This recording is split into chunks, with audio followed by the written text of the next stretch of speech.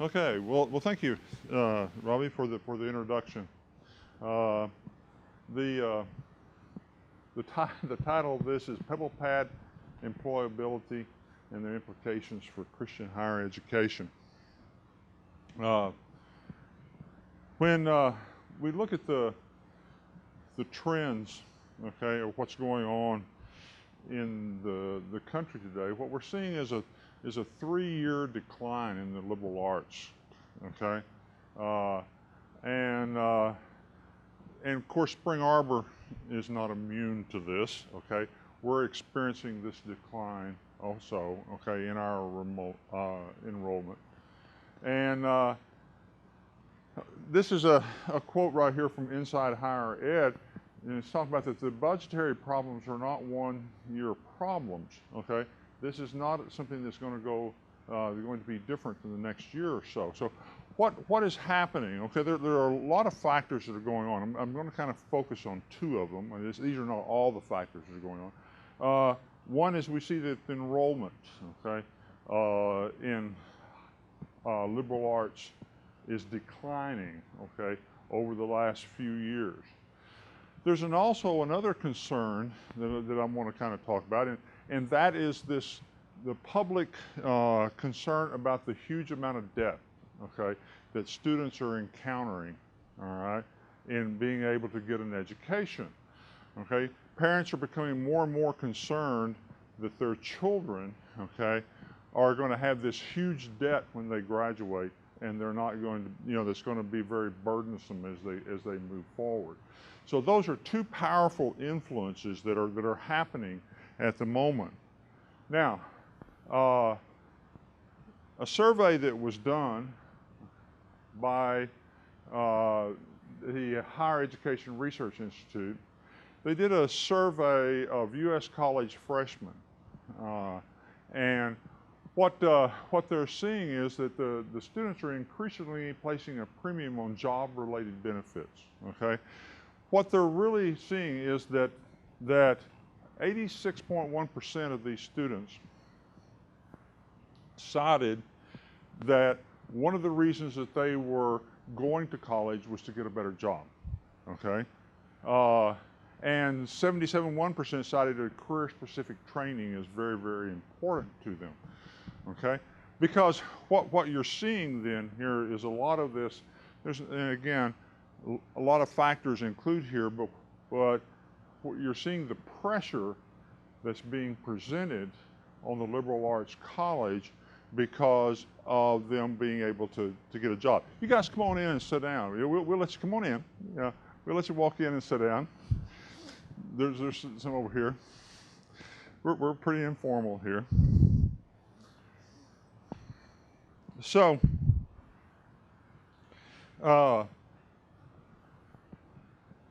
and this particular influence that's going on, okay, about the pressure of the debt of being able to get an education, okay, and to be able to get a high-paying job, okay, so that they can pay off, is not something that's just happening in the United States, okay. HERI did a survey in the fall of 2015, and they went globally, okay. They surveyed 7,848 current and former college students in 14 countries. And out of this came, okay, that what was really important, globally, was helping students develop attitudes and skills and habits of lifelong learning may be the key to the success of their future, okay? So again, this is a concept that's going on, okay, not necessarily in the United States, but it's a worldwide thing of this pressure of being able to get high-paying jobs to be able to pay the debts and so forth that are coming out of it.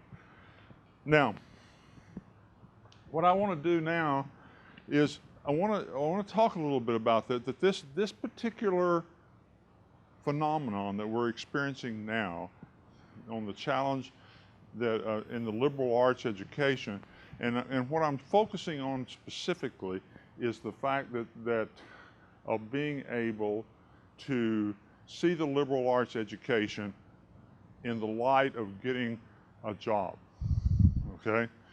There's some challenges within there. What we're going to do is we're going to zip across the pond, okay, over to England. Now in England, there's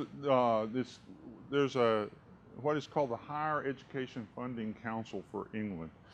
Now, it's difficult to totally compare the funding and accreditation process in England to the United States. It's a little bit different process that they go through.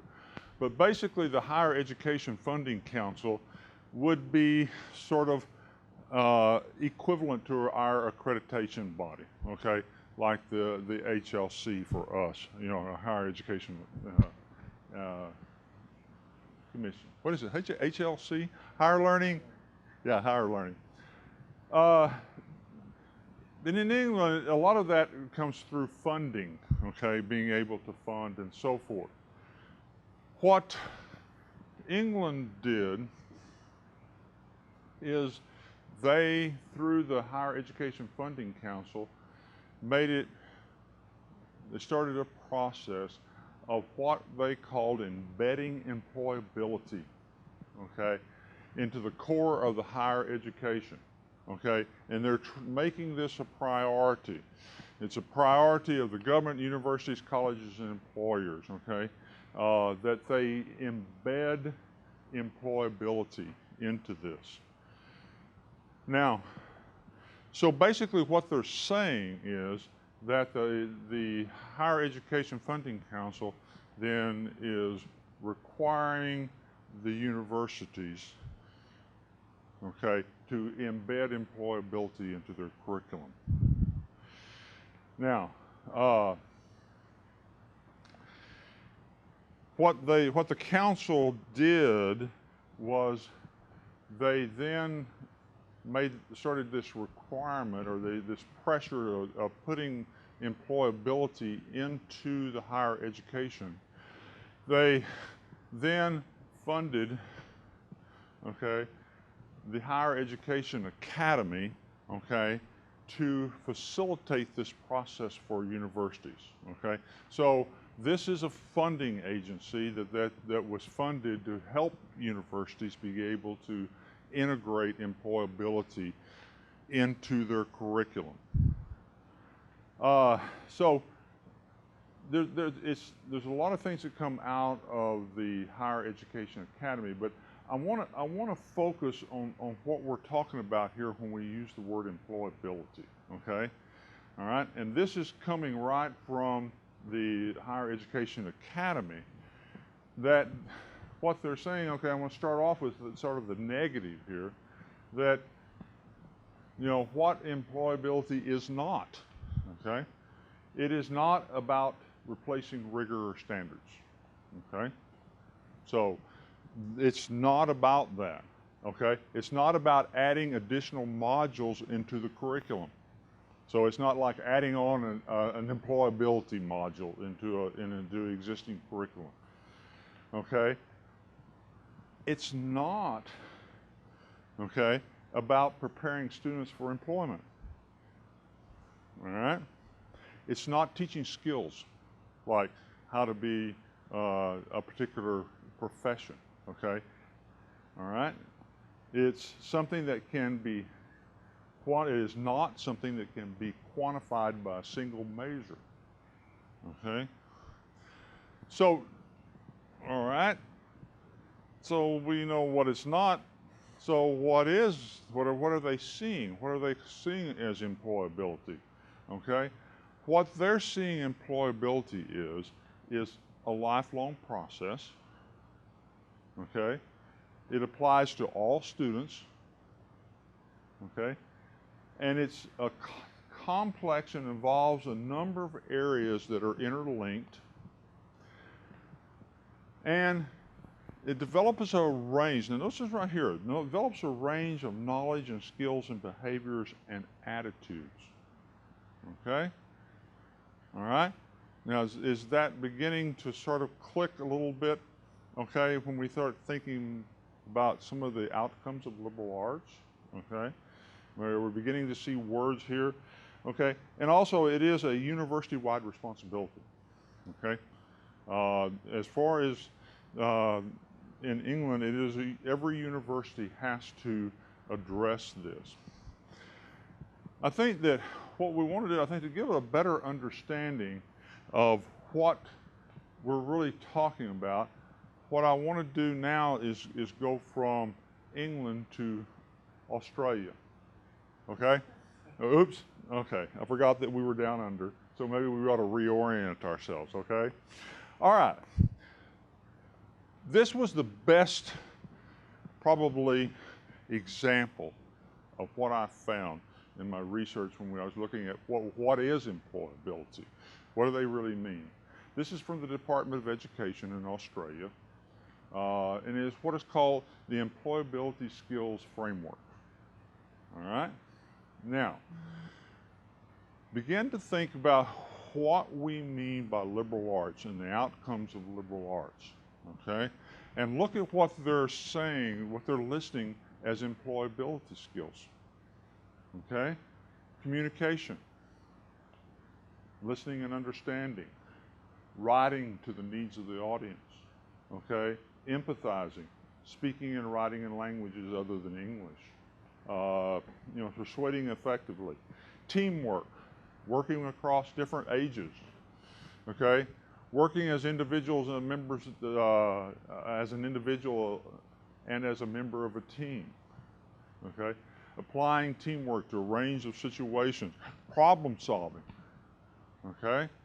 Problem solving, developing creative innovation solutions, so forth. Oops. That ought to really do something good for you, Aaron. Put the light back on. All right, let's look. Innovative in enterprise, okay? Adapting to new situations, being creative, translating ideas and actions, okay? Initiating innovative solutions, all right? Planning and organization, managing times and priorities, being resourceful, taking initiative, decisions. There's several of these. Begin to see that what you're looking at are the very core outcomes of liberal arts, okay? That's, all right? Self-management, having a personal vision and goals, okay? Evaluating and monitoring own performance. Learning, managing own learning. Using a range of mediums to learn. Mentoring, peer support, networking, okay? Being willing to learn in any setting, on and off the job. Being prepared to invest time and effort in learning new skills, okay? Having a range of basic IT skills, so there's this technology piece, okay? Using IT to organize data, having, okay, OHS knowledge to apply technology, having the physical capacity to apply technology and manual dexterity. So what you're really seeing here, okay, are what they're defining employability as is those skills, okay, that we're saying are so important, okay, in a liberal arts education. Now, what our difficulty is, and this is just, okay, this is my personal interjection into here. This is what I see sometimes. I'm not saying that I have a total picture of the whole thing, is that what I think that we're experiencing, okay, now with the liberal arts education is a lack of communication, okay?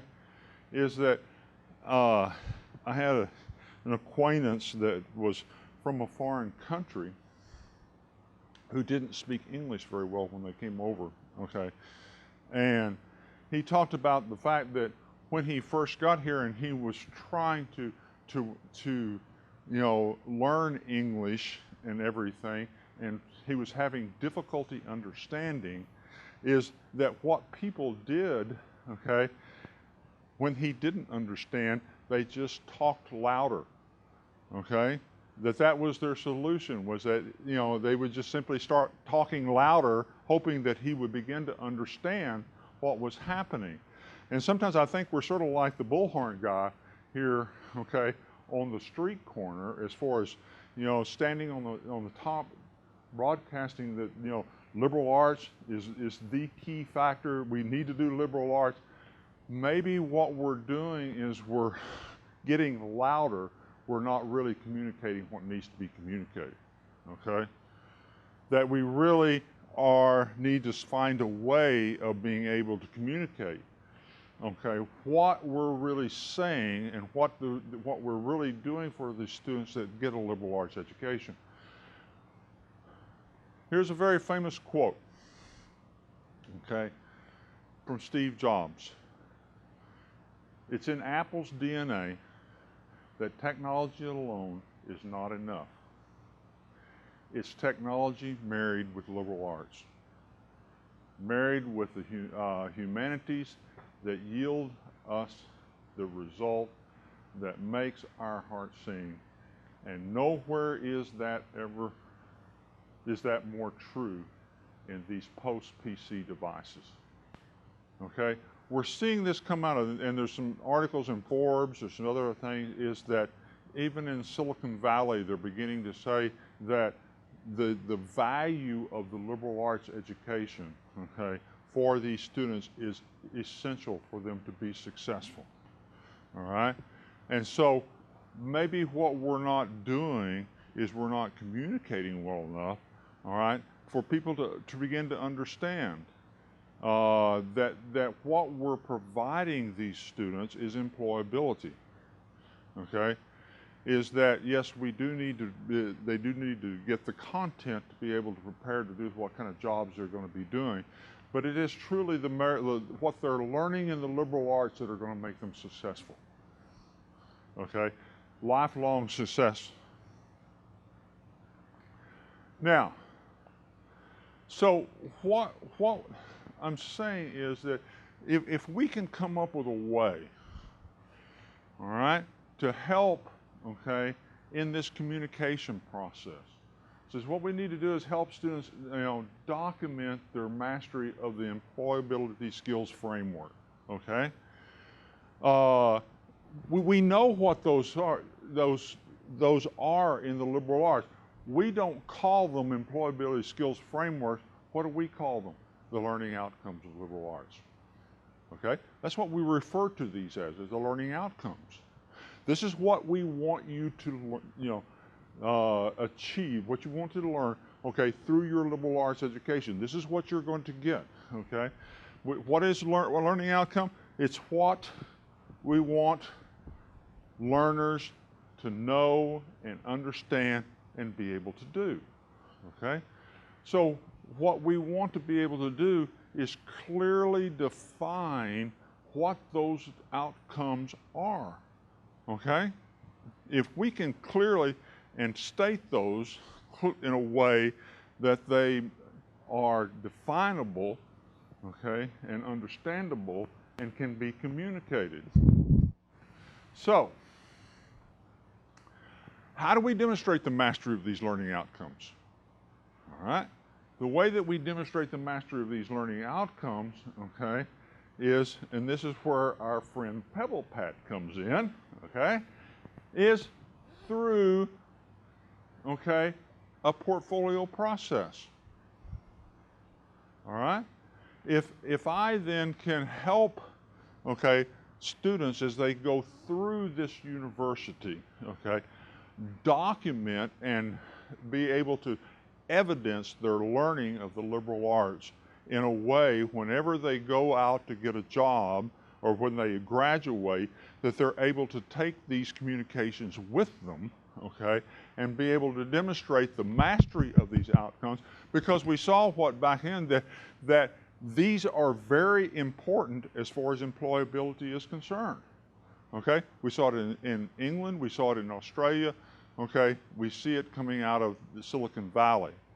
So, the portfolio process, okay, basically it's made up of 3 different steps. Okay, first is to collect content, okay, all right. Then define the audience, define the purpose, collect examples, select and reflect, okay?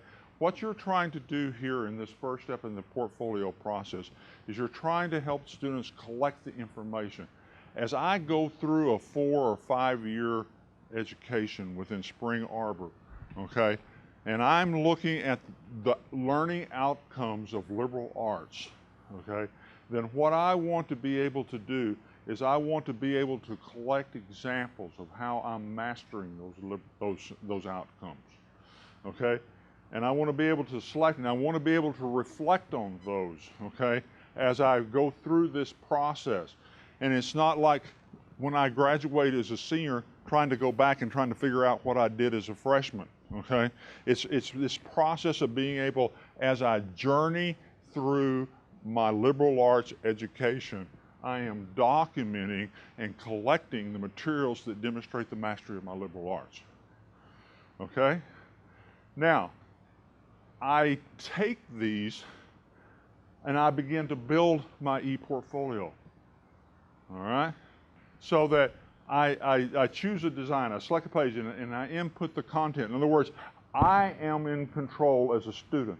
I now am trying to demonstrate my mastery of these outcomes, these learning outcomes. So now I build this, okay, all right, and I am the one that's in control of this. We talk about this in a way of capstones, those types of presentations, seminars, and things of this sort. But now what we have then is that they actually are housed and they are contained, okay, within a system that allows the students to be able to do this.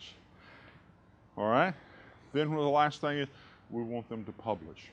We want them to showcase what they're doing, okay? It's not us out just saying the liberal arts education is vital, that these are important skills, that these are necessary, these are the liberal arts outcomes, okay? What we're saying is right. What we're saying is good, okay? We've got a people out there that don't understand the value of a liberal arts education. They're worried about their children getting jobs and being able to pay off their debts. So if we're able then for my child, if my daughter then can showcase her work, okay, and should be able to present that to prospective employees, and there is assessment with it, okay, so that I'm not only am just saying, well, I really did this, this is really evidenced, okay, by this. So now I am saying that these skills, these things I learned through a liberal arts education are valuable, and I have accomplished them, and here's what I am doing. So when I go into the job, I'm not just saying these are things I can do, I can demonstrate what I can do. So, what we're talking about doing, okay, and this is just a little pilot study that we're going to begin to look at, just to see how we might be able to accomplish this, all right, is that in online right now, we deliver a whole a series of online gen ed courses, okay? And campus students take these, okay? Online students take them, site students take them. So there's a whole array of people that take these online gen ed courses, okay? So what we want to be able to do, okay, is first of all, we want to clearly define what the learning outcome is for that gen ed course, okay? Back to those employability skills, that employability skill framework that we saw back there, we want to be able to clearly define what those learning outcomes.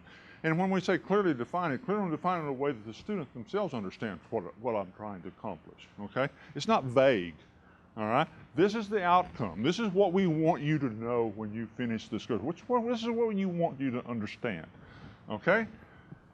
So, we're now, as we design in the online, we're really trying to define what those outcomes are. I mean, they're there. We're not creating them on our own. We're just really trying to get them articulated, okay, in the online course so the student knows exactly what they are. All right? Now, what we're going to ask the student to do is, all right, what we want you to do, all right, here's the outcome. This is what we want you to accomplish. Now, you've done all this stuff in your course, okay? What we want you to do is we want to collect an artifact, something that you've created. Something that you have created that demonstrates that you got this, that you mastered it. I got 3 minutes, I'm going to get through it, okay. That you got it, you mastered it. All right? Now, here's the important part. I want you to write a reflection, okay? Why you think this artifact demonstrated the mastery of that outcome, okay? And it's really the reflection that's really important here because you're trying to get the student to engage with the learning outcome and demonstrate they've mastered. All of this now is going to go into your portfolio into PebblePad. So you're going to do this when you're a freshman. You're going to do this when you're a sophomore, okay? Then when you get to be a senior and you're graduating, you're trying to remember, well, what did I do? Okay, all of this is tagged, okay, inside PebblePad, okay, using what we call tags, so that I can very quickly pull back up when I'm getting ready to create my presentation to go do a job, exactly what I did. I accomplished this in my liberal arts education, okay? So the tag is going to be able to allow us to pull that back out. And then, okay, then the reflection and the artifacts will be there, okay, when you graduate and you're ready to be able to go to the job. So now what we've done is we've taken these conversations about the values of liberal arts, we've actually defined them, and we've had our students be able to do this in a way. Okay, now here's the issue. There was a study done in Clemson and a study done at Notre Dame, and they used e-portfolio systems. And the question became is that, will the students do this? Okay, will they do it? This is kind of what we're kind of testing, I think, because again, we're just adding this in and asking the students to do this, and there's no grade associated to it. Okay, we're just saying, okay, here's what employability should mean to you. We're going to define that. We're going to say this is going to be important for you to do. We want you to select this artifact. We want you to write the reflection. We want you to put it in PebblePad because when you graduate in the future, you're going to need this and it'll be there for you. Okay? And so the study is basically going to see if we do this, okay, and there's no grade associated to it, how much will this really happen?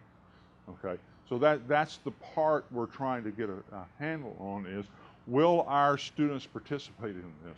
Will they see the value of it? And will they take the effort to be able to do it if we encourage them and don't have to attach a grade to it and so forth? So that's the thing. And then next year we'll come back and we'll tell you how we did. Okay, this is sort of setting it up. Okay, and the reasons why we're doing this and the behind the madness behind it. Oh, so questions? Thank you. Yeah. Whew. Did I make it in my 3 minutes? Pretty close. You guys have maybe 2 questions, and if you have more than that, you can stick after and ask Gary. But any questions? Are you not also using this for Asian courses or Asian courses? Yes. Yeah. Yeah.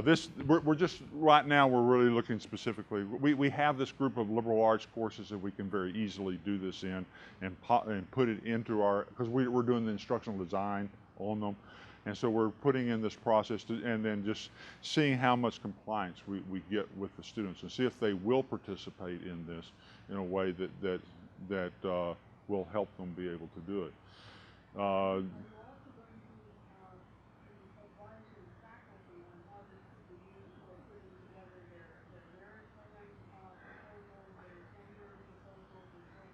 Yeah, that goes, yeah, yes we are. Yeah, so this applies to faculty as well as us.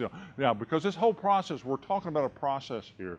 We're looking at how we might be able to help it with our gen ed students, our students that are going through the liberal arts education, and be able to help communicate to employers, okay, how successful our students are in mastering these liberal arts skills, and that the students have evidence. It's not just me saying I did it, they actually have the evidence of what they've learned and how well they've been able to do it. The same thing as faculty, being able to evidence what we do and so forth and collect it in a way that it can be very easily presented in a way that makes it successful. And the great thing about PebblePad is that our students get a life. They get it for life. Okay, so if we can get them started in this process, hopefully they will continue. Okay, because what is it now? The average graduate now is going to change jobs 17 times in their lifetime. It's something like that. That's a off the cuff quote, but it's multiple times that they will change jobs. Okay, within their lifetime. And so being able to take this with them and being able to demonstrate, the power of this type of assessment. Last question for anyone? Okay. Okay, thank you. Thank you. Thank you.